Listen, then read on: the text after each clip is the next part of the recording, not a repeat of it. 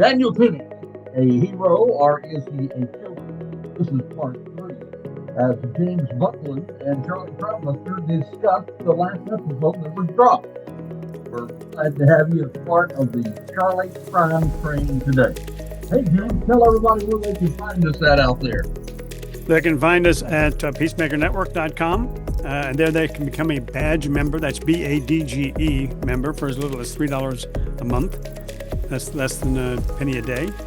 Also, they can become a binge-cast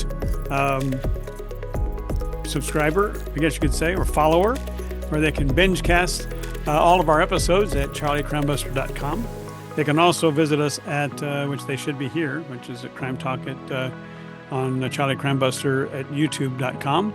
And they can also visit us our Crime Talk show is also aired on TikTok at tiktok.com/Charlie Crimebuster. And if they want to reach out with a shout out, they can, which is what we call it, they can email us at charliecrimebuster@gmail.com. That's charliecrimebuster@gmail.com. There you go. Hey, by the way, talking about binging, a contact from somebody all the way out in Washington, the state of Washington. Washington. Wow. Yeah. Who happened to be U.S. Really? Your boy, I'm yeah, I guess he watches all the YouTube's presentations, and he can't wait till we put another one out. And he's been watching them all. A guy by the name of Albert Bishop. Do you remember Albert? I certainly do. Wow. Yeah. So, Albert, this is James and I saying hi to you. Glad that you're a part of the Charlie Crime Train, right? That's right. Absolutely. Yep. Glad to have him a part of it. Yeah. Absolutely. Yeah, we're glad to, all of our listeners, and also our responders to the poll. You know, the poll came in. Right. Let's hold that to the end. I was going to say, yeah, we'll hold that to the end. Yeah, we'll hold that to the end. If you want to know what the poll is, folks, about about what happens, what you think the jury should decide, then you're going to have to hang in with us on this episode, and we're going to give you the results. I haven't even seen the exact results. Does that, so I'm looking forward to seeing percentages. I know what it was at one time. Don't know whether it's changed or not since then. It has not changed. All right. You hang in there for that. By the way, this is 2 days before Thanksgiving, so James and I want to wish everybody out there a happy Thanksgiving. If you're traveling, I hope you're being safe out there on the roads, because it can be pretty dangerous out there. I just read how many millions of people are going to be traveling, James. It's just, they said more this year than ever before. That's right. Yep. And if you're flying, then you have my sympathy. Exactly. Because they said there's going to be all kinds of delays and all that sort of thing. So I guess our message to you that are traveling for Thanksgiving is just be safe, be careful. Watch out for the other guy, and please, if you're drinking, do not drive, because that becomes a real problem out there. Innocent people die, and I don't think anybody wants that to happen. So just be smart. Do not drink and drive. Call an Uber or call somebody, a friend or anything, but just don't get behind the wheel while you're drinking. It is dangerous. So to all of you out there, a happy Thanksgiving to you. And I guess it's time. Oh, by the way, I did hear that there was some movement this week in the Menendez brothers. There was some situation where they went before the judge, or they were getting ready to go before the judge, or something like that. So right. We'll probably get back to that last episode when we know a little more about what's happening currently with the Menendez case. Fantastic. That sounds great. Well, tell us about this week with Daniel Penny and the defense presentation that happened this past week. This week not much happened because they didn't have court. They wrapped up last Friday, and they did not. The defense rested, but they still have to have the arguments of both the prosecution and the defense, and so they took off Thanksgiving. So this week, not a whole lot happened at all, because nothing happened. But next week they're going to pick it back up, and they're going to have the argument of the prosecution final closing and the defense closing. And in most states, the prosecution gets to close, defense comes and does their closing, and then the prosecution gets to come back and do a kind of a rebuttal to the defense. They give the prosecution two whacks at it in most states. I'm not sure about this state because the prosecution has the burden. They have to prove beyond any reasonable doubt that it takes place. So they give the prosecution another whack at it, you might say. So that's coming, but this week, absolutely nothing happened. Well, then what is happening this week? Well, this week, nothing happened except you and I are talking about it. But what happened last week? That's probably what we all talked about. Last week, the defense was putting on their part of their presentation. I was really anxious to see how the defense was going to deliver their part of it. We had heard what the prosecution had done. And of course, the star witness was the medical examiner. And all the part of the prosecution, I wondered what the defense would do. The defense, first of all, started out by just calling character witnesses.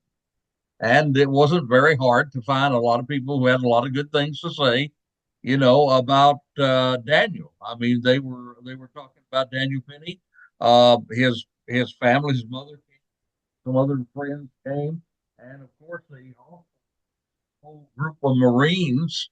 So all of the character with us, James said what you and I probably thought they would say, right? Oh, yeah. About this guy. I mean, he's a very well liked guy. They said he was very kind, that he really cared about people, and the Marine said that he was an exceptional Marine. He was there for 4 years. He did have some training. I think he was a green belt in martial arts. He had been taught about that chokehold, the infamous chokehold that we talk about in this case, and they basically were talking about him. And one of the Marines said that he held a high value to life, and which is what I said. That's why he did what he did. He cared about life, and he came to the rescue. Right, right. Now the defense also they also went into the background of Neely as they talked about it, and I thought that was a little interesting because the prosecution had already talked about Neely. And so here comes the defense. And if you remember last week, we said we want to be fair about Neely. We talked about the fact that he had a very difficult childhood, that his mother was murdered, left in a suitcase, that he ended up going to foster care, and he had a lot of problems as far as that goes. But what the defense really zeroed in on this case, James, is they talked about the fact that he certainly had some mental issues. That he had been hospitalized many times. They also talked about the fact that he had criminal charges. 42 times he had been arrested. Right. And they talked about that he had all these problems. They talked about the fact that he had single cell illness. He also was psychotic, and on top of that, he had a drug problem. We know that he had K2 in his system at this point. So they basically talked about the fact that Finney, or Neely rather, had a whole lot of problems going into this. Yeah, Neely. He also had a situation where he had confronted many people on the subway and was arrested for it. Yeah. I mean, one particularly, yeah. Right. Prior. One was an episode of him assaulting a woman. Right. Exactly. So he had prior situations where he actually, and so this idea that the media and a lot of people are bringing up that this guy was just a poor homeless man who wouldn't hurt a fly. It's not true. It doesn't. The evidence says otherwise. That there were times that he was violent with other people. Right. Exactly. So first, what kind of character witnesses testified at the trial? Well, as I Daniel said, Penny. There was a family Yeah. members that came, and also Marines that knew him, who had been there in Marine Corps. Uh, Getting back to Neely, something I really thought about. If you were to ask me, what was the one thing that stood out about his background that the defense put on, Uh-huh. I think the alarming thing to me was they also pointed out that and I think they had like 50 pages of his medical history and the fact that he'd been hospitalized. And one thing that really stood out, they had mentioned that he would talk about hearing voices, Oh, people who are paranoid and have right. this schizo type of personality and have these kind of psychotic events. Oftentimes they hear voices. And the challenge of that is, and follows through crime and follows these cases, they're not will tell you to do something violent to someone else. They'll tell you to kill someone. Right. They he had this idea that everybody was out to get him. So when he was on that bus, that subway, he was having a cycle, and he wasn't thinking like normal people think. He could have been thinking that this person is about ready to kill me, so I'm going to have to kill them first, or this person's going to kill me. So this person's going to do something bad to me. So Right.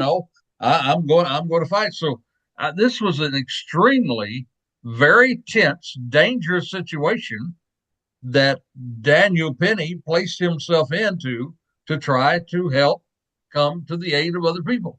And that's what they were basically talking about with Neely. They were laying that foundation. They were basically saying to the jury that this wasn't a poor homeless guy who wouldn't hurt a flea. This is a guy who had some severe problems. I called it in our episode, James. I called him a ticking time bomb, Right. ready to go off. Yep. And Daniel was the kind of guy that was willing to face that ticking time bomb. I agree. I agree. There was actually one woman that said that she felt like that it was what she was seeing was satanic, the way Yeah. that he was acting, Oh, yeah. acting and the things he was Yeah. saying. Very satanic. Well, and getting back to what we talked about last week was the fact that, they were just person after person. It wasn't just one person. There were a number of people that even when the prosecution was putting on their side of the case, a number of people were coming around saying, we were afraid, we were scared. And Right. the thing that you do is if you fear for your life or you fear seriously bodily injury, right? But not only do you have a right to defend yourself, you have a right to defend other people if Right. you feel they are in danger. And that's it. That's what Daniel did in my opinion, and I think in the opinion of a lot of people that he was actually coming to the aid of people. Here was a dangerous man on a subway. I agree. I agree. And everything that I've read indicates that he has been suffering for a very long time, obviously, and also he suffered from post-traumatic stress syndrome as a result of his mother's passing. Right? Yeah. Yep.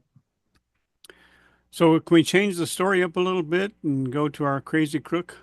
Our Yes. crazy crook story. Yep. You can just imagine yourself.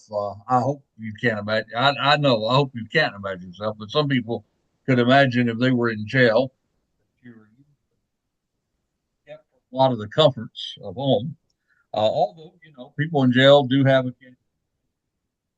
get quite a bit of stuff they can buy and purchase through the cash, but it's not like being at home. It's just not like getting everything you can. So these folks in jail in Beaumont, Texas, they decided that they wanted to break out of jail. But the crazy thing about this was they didn't break out of jail to get away. They broke out of jail to come back. And so they would go on. There were people that would bring a duffel bag and a bag and leave it outside the prison grounds. the guys inside the prison would break out of the prison, go pick up that duffel bag, and bring it back in. Well, this one guy, suddenly one of the deputies kind of caught on to what was happening, did a sting. Somebody came, dropped a duffel bag out on the prison grounds, or not on the prison grounds, but away from the prison grounds at 5:30 in the afternoon. And they sat there waiting at 7:30. Sure enough, breaks out of prison. They had some way they could get out of it. He went and picked up the duffel bag. It was filled with booze and liquor and tobacco and all kinds of goodies and home cooked meals. And he would bring it back into the prison. And so they caught him. And so here's a guy who was already in prison. He was there for about 2 years, but suddenly the Popo caught him now because he was breaking out of prison to go back into prison. So I just think it's kind of crazy that you break out of prison and then you turn around and get in prison. And so these guys that decided to break out of prison to get some of the comforts of home, that was our crazy story of the week. And, it's just amazing what people will do, the crazy things that folks do. And now here's a guy, that probably had done a lot of his time, but suddenly now he's going to do a lot more time, right? Exactly. Yeah, exactly. So Yeah, yeah. he was the patsy, huh? Well, yeah, or I don't know how they did it. I don't know. Maybe they drew straws and which one's going to go out and get the bag, And this poor Uh-huh. guy, he drew the short end of the straw, you might say. Exactly. But Exactly. there was another. This really reminded me of another story we told. Not probably about 2 years ago. There was another situation where some guys broke out of jail, and several of them broke out of jail. But then when they got out, they got scared and said, "Oh man, we're in trouble. Let's break back into jail." So they came back Hmm. and broke back into jail. So you know, it never amazes me what people can do. Somebody told me once that. When you talk about a jail population, a prison population, or a jail population, in fact, when I was a chief deputy, I did help oversee our county jail. And somebody who'd been in the correction business for some time told me, so one thing you got to remember about a correction facility, is that you're going to have everything in that jail that you have in any large or major city in America. Out on the street, what we have drug abuse. Well, guess what? There's drug abuse Yep. There's drug abuse also in the way jails. people, Yep. there are all kinds of people assaulted in jail. Right. There's rape in jail. There's murder in jail. So Yeah. Murder in anything jail. you see in any city, you'll find happening in jail. And so in this jail, you had crazy guys that broke out of jail to get back into jail. So that was our crazy crook story to kind of lighten the load. Well, then let me ask the question. Will they get charged with breaking and entering when they break back into jail? Well, I don't know. That's a good question. I guess in a way they are, right? They're breaking back into jail. Well, I don't know if you consider that their home, though. Well, I Breaking guess a home away from home, away maybe, from, huh? yeah. Yeah, home away from home. Yeah. Well, So that was our crazy crook story. Yeah. well, back to our Daniel Penny summary here on episode number 3. Why did you tell us about Rivera, and what did it have to do with our case? Well, that's a very good question. There's a lot of background going on right now in our country. There's I think in the past election, a lot of people were talking about the fact that they weren't very happy with the way things were going, and one of the areas that people weren't very happy about was what is happening in crime. Hmm. And there are people who will say, well, statistics will tell us that crime is down. And overall statistics would say crime is down. But there's something there you got to understand. While crime is down, violent crime is up. Oh, Violent crime has increased, and that's what people don't realize, and that's why people are so concerned about this, because Rivera, he was a guy that had been arrested, was in jail, was carrying a sentence. While he was in jail, they had sent him to the mental hospital there. because they were treating mental issues. While he was there, he assaulted a correction officer, and he had a violent past. And the way the jails are doing, and some of the correction places are doing, and some of the DAs are doing, liberal DAs in this country, is they're letting these guys out early, and they let him out early. And just a couple of weeks ago in New York City, Rivera went out on one day, one morning, and in just a few hours, he took a knife and violently killed three people. Mm-hmm. And these people were just minding their own business. One guy was fishing, another person was just minding their own business, and all three people within 2 hours, randomly, this is the worst type of crime, James. This picture if you were just out there fishing or minding your own business, and before you know it, you're attacked by this maniac with a knife Mm-hmm. and kills you. There's no sense to this. It's not something you can predict. It's something that happened randomly, and he killed three people. And so in the podcast, the reason I set this in the podcast is to help people realize what those folks could have been facing on that subway. Uh, Rivera had mental issues. Guess who else had mental? Neely. Yeah. Yeah. Rivera had a criminal past. Guess who else had a criminal past? Jordan Neely. Mm-hmm. 42 arrests, Rivera, again, so here is a guy who has mental issues, has a dangerous past, a criminal past, and he kills all these people. Well, the people say, well, we know that this guy had a knife. He had a killed these three people. One girl's 36 years of age, Yep. He had a butcher knife. Well, we do know that, as far as we know, that Jordan Neely did not have a knife, but how do we know that he didn't? What he would have had. He could have had a knife concealed. He could have pulled a knife out. He could have done, and not only that, he could have taken somebody with their bare hands and killed them.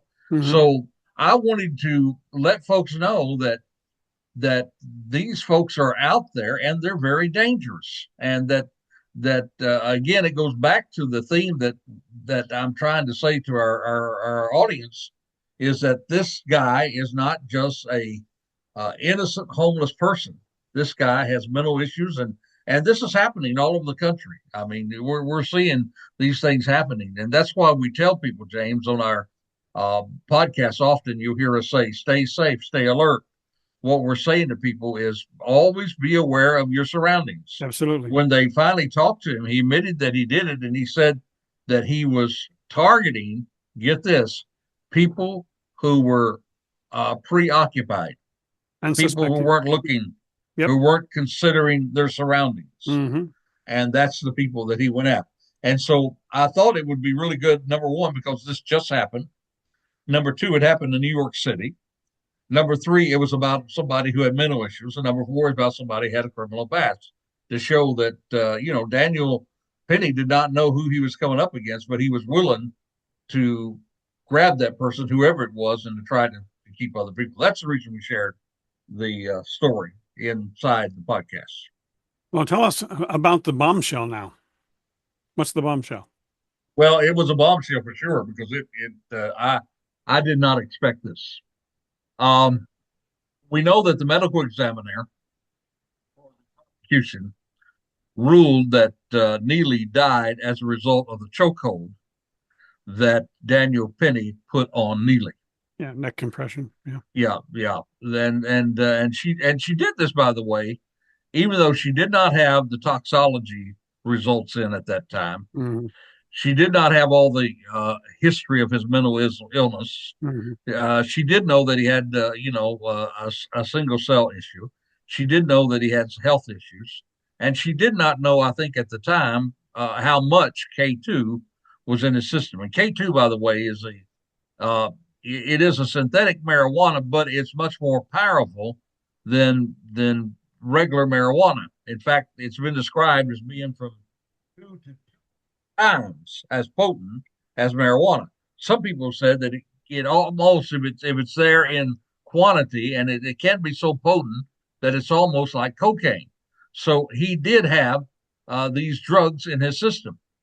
But she immediately, even though she did not have the toxicology report in, she did not have a lot of this information. He immediately ruled that he died. They bring someone to the trial.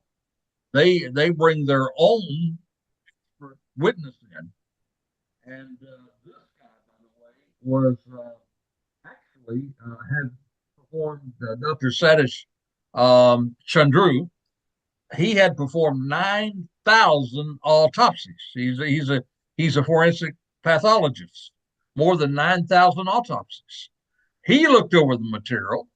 But he didn't just rush to judgment. You might say he looked at all the material. He looked at the toxicology report. He looked at the whole, studied everything about this case, and he came to the conclusion, wow, that the chokehold death of Neely.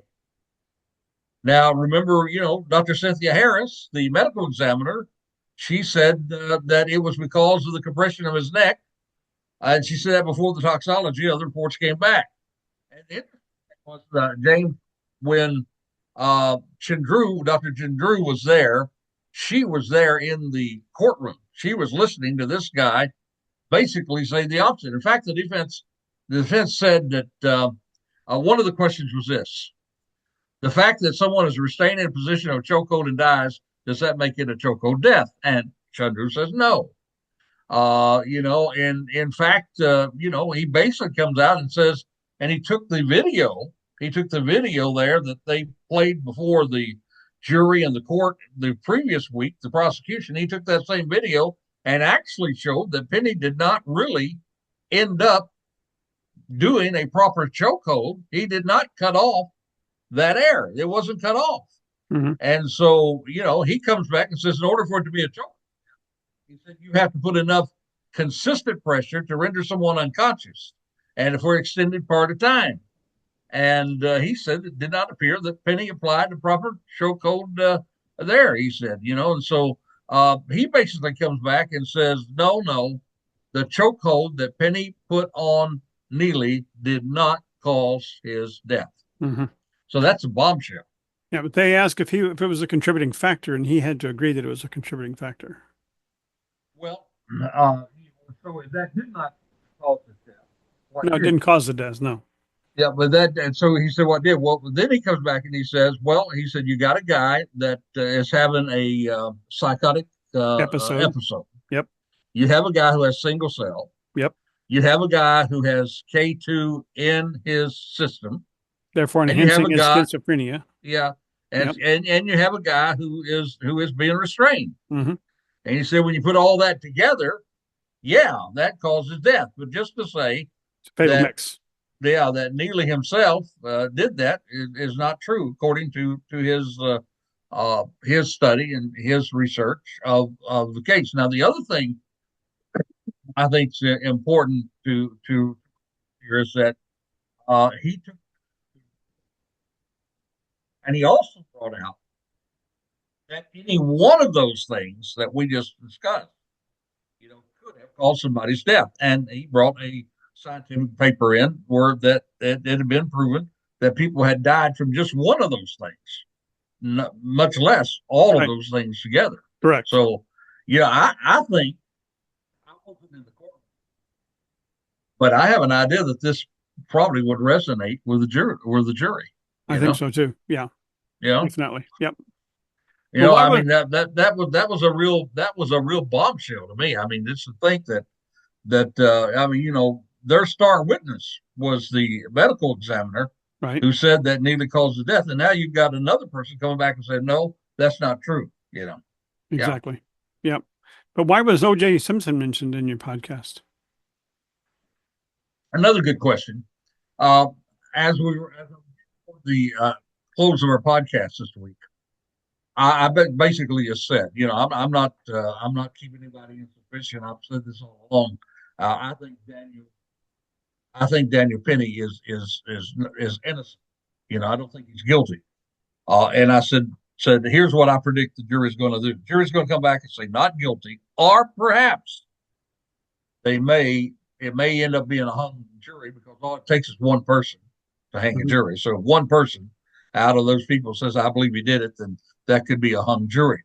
Uh, but I said, outside of that, I cannot see anybody in their right mind saying that Daniel Penny is guilty of the charges that he's been charged with.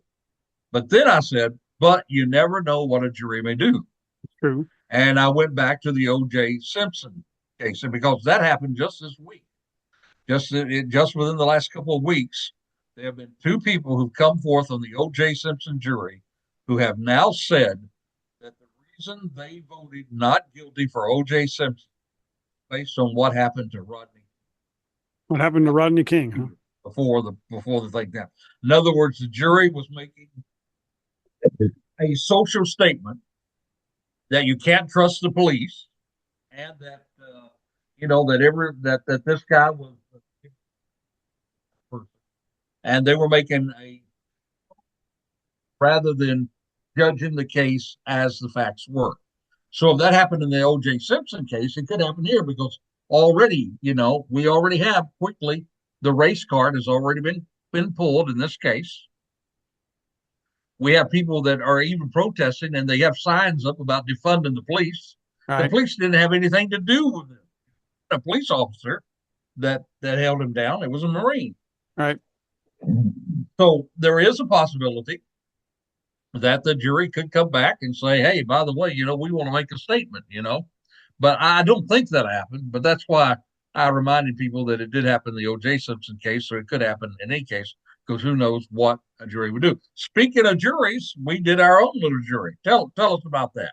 We did. We took a poll about what people thought if he was guilty or if he was innocent, if he would be acquitted, or if there would be a hung jury, or basically he was undecided. And it came back overwhelmingly, he will be acquitted. Oh wow!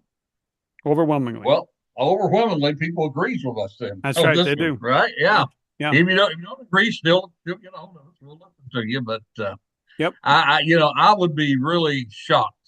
I'm predicting, based on what I know about this case, if they will go by the facts of the case, I believe that there's going to be a very short time that the jury is out, and I think they're going to come back with not guilty. I agree. If it is any length of time at all, I do not think that it will come back with guilty. I think it'll come back as a hung jury. Yeah, it's either going to be either be innocent or hung jury. Yeah, Yeah, that's my either not opinion. guilty or a hung Yep. jury is what I say. So that's what we say. I guess we'll have to wait and see, though, right? We'll have to wait and see. That's right. But what lessons did we Yeah. learn from this case? Well, I think the big lesson that we learned is basically, I think, from the insertion of this guy that murdered these three people who were preoccupied. That that in this day and time, you have to be aware of your surroundings at all times. Right. And you ought to teach your children that. You ought to teach your teenagers that. You ought to follow that yourself. Now, I don't mean get to the place that you're so scared to go out of your home at night or go anywhere or this sort of thing, but try to learn to get to the point. At Charlie Crimebuster, what we try to teach people to do in a very similar way, you can do it to a red light. If you don't have anything around you that there's any danger, then you got a green light. Kind of relax a little bit, enjoy what's going on. But if you start seeing things that give you that gut feeling something's going on, are you in a bad area with high crime? If there are more contributing factors to say that you should be scared, then it needs to go to red. So I guess the lesson is always be aware of your surroundings and be safe. And that's why we always tell people at the very end of our shows, we say, be safe, be alert, right? That's right. And that's what we're Absolutely. trying to tell folks. Yeah. Be safe, be alert, for the life you save may be Yep. your very own. Yep. That's it exactly. Yep. Well, James, I've enjoyed talking with you about our case. I guess the next thing is to see what the defense says in their closing, what the prosecution says in their closing, and then wait to see what the jury says in this. That's right. December the I just think 2nd it's is when I when think they'll it's I think it's terrible that that Daniel Penny was going to be spending Thanksgiving wondering whether he's going to spend his time in prison or not. I think that's terrible. I think it's it's a terrible, terrible thing. I was just thinking about maybe visiting again the John Bonet case, where I think that was a terrible miscarriage of justice as well, because the police just did not really treat that and say, let's follow the evidence. They just had a hunch, and they followed their hunch. And I think there's been two major miscarriages of justice in my lifetime. First one I would say is O.J. Simpson with John Bonet, and we may talk about that one again. Okay, I like that. That's good. Yeah. All right, buddy. So thank you and happy Thanksgiving. I hope you enjoy your Turkey Day. You too. Thank you. Everybody else as well. To all those out there, thank you for being a part of the Charlie Crime Train today. And check with us next week, and we'll have another Charlie Crime Talk. Don't forget our podcast that we release each weekend. Will be coming out this coming Monday, and we'll see you on the flip side. So until next time, this is Charlie Crimebuster reminding you, stay safe, stay alert. Yep, for the life you save, it could be your very own. You have been listening to Charlie Crimebuster. You can find additional podcasts at charliecrimebuster.com. You can also support our first responders, military, and law enforcement communities at peacemakernetwork.com, or subscribe to our YouTube channel using tag @CharlieCrimebuster. Even visit our Facebook page, facebook.com/CharlieCrimebuster. Or if you would like to make suggestions for future podcasts, please send your ideas to charliecrimebuster@gmail.com. That's charliecrimebuster@gmail.com. Thank you for joining us today, and we hope that you will join us next week for another exciting crime story with Charlie Crimebuster.